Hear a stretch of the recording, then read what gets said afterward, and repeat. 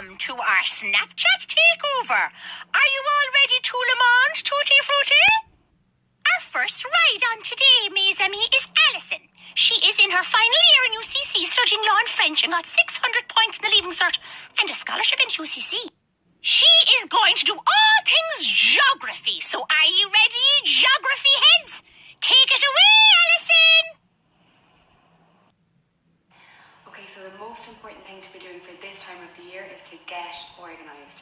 Have a folder, divide it into different topics and get your answers. The main sections to be focusing on now are the physical, regional and either human and economics depending on your lecture. Those three sections make up the core part of the paper, and the great thing is for physical and regional they overlap for the short questions. So if you don't have answers made on physical, regional and human and economic geography yet, what I'd advise you to do is make those answers now. In my experience for geography, learning chapter by chapter from the book is a waste of time. You need to write answers, structure them and learn them. So what that means is rather than learning from the book and then going to the exam papers, flip that around, start with the exam papers, see what you need to know and then go to the book. What you need to do then is go back over all of the exam papers, see the questions that always come up every year, the ones that never come up and the ones that sometimes come up. For this stage of the year, prioritise the questions that always come up and make perfect answers for those questions so they're ready to go for June. So these are 30-mark questions. So to get the full 30 marks, you need 15 SRPs. That means significant relevant points. When you're making these answers at this stage of the year, you need to be getting 30 out of 30 answers. You need to make each one sound answers. So to ensure they're perfect, what I'd be advising you to do is instead of having 15 SRPs in your answer, have 17 or 18.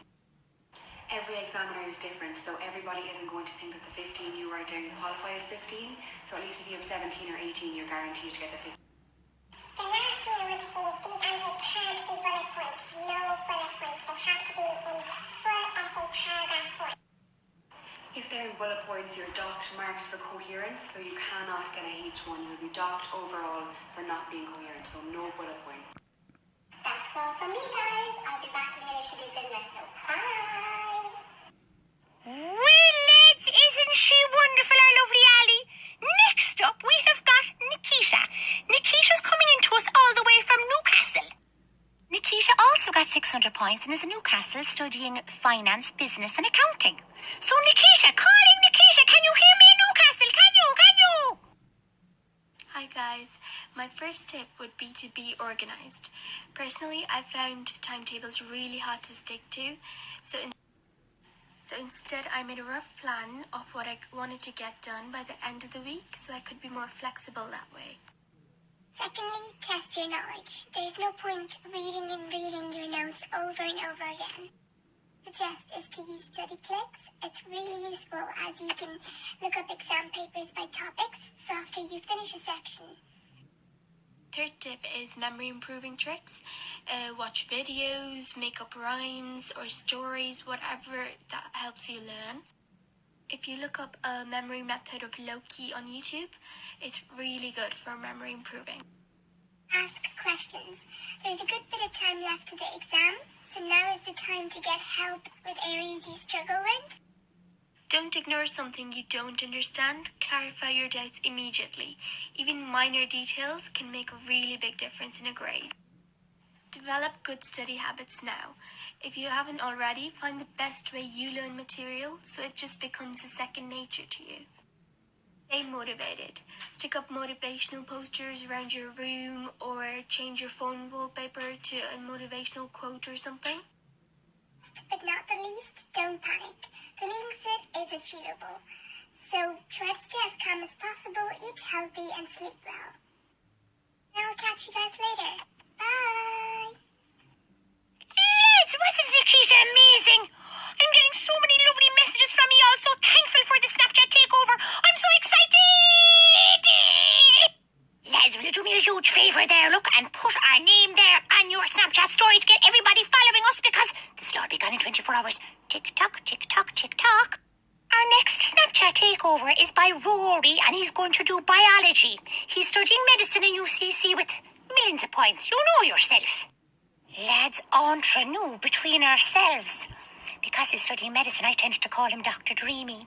So take it away, Dr. Dreamy!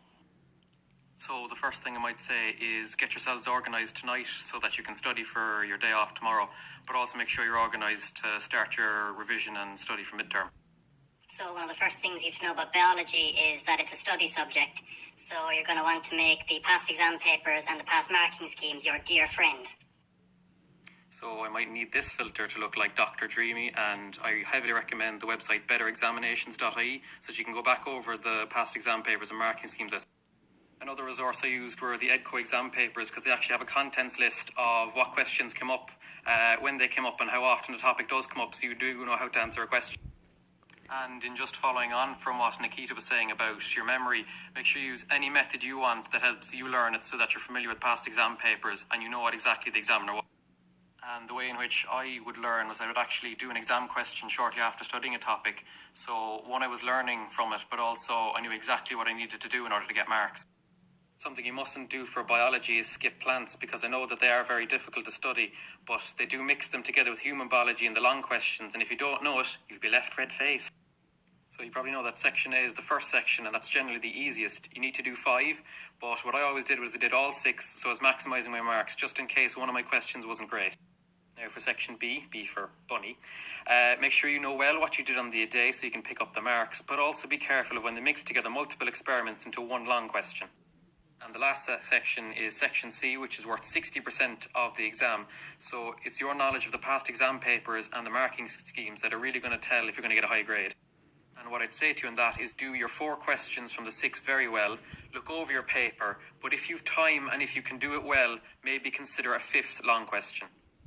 And something I can't stress enough is that you read the exam questions, because since 2015 they've been asking questions in more unusual ways. It's the same answers, but make sure you read it. So this is Dr. Dreamy signing out with his final diagnosis that if you study your exams like that, you'll get the points you want. Oh, lads, I think I have a temperature. Calling Dr. Dreamy. Lads, wasn't he just amazeballs? Feckin' fantastic! Are you ready for the next Snapchat takeover? It's in maths and physics. We're going to ask Maeve to come on board now. We call Maeve Magic Maeve in the office. She pulled 9 A's out of the bag in 2015's Leaving Cert. She actually got the 2nd highest results in the country. So are you ready, Miss Amy? Maeve's going to start with maths. Yeah, maths. And then she's going to move on to physics. Off you go, Maeve. Take it away, girl. Hey guys, I'm Maeve and I'm going to be doing maths and physics with you from my car today. Maths first and then physics. First, we need to address the fact that you can and you should take notes in maths when you're doing the course in 5th year and 6th year. You need to keep up. Okay, so how to study maths. When you're doing the course in 5th and 6th year, you need to focus on understanding, practicing and keeping up with your notes. In your school copybook, put the date and topic on the top of each sheet as you go along, so that when you're revising, you'll be able to find the topic again easily. Second half of 6th year and before exams, you'll be able to go over your notes because they're really concise and short.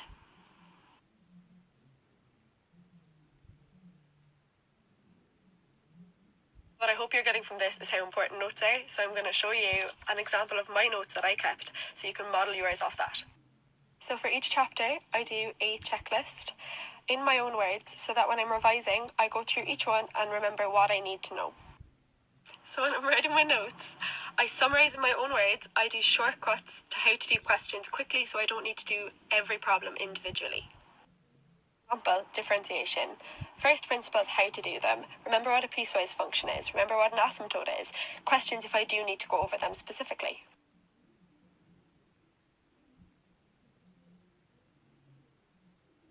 So when you're revising, instead of going through the book and doing exercise and question after question, you can look at your notes, remember how to do one example and remember it and move on.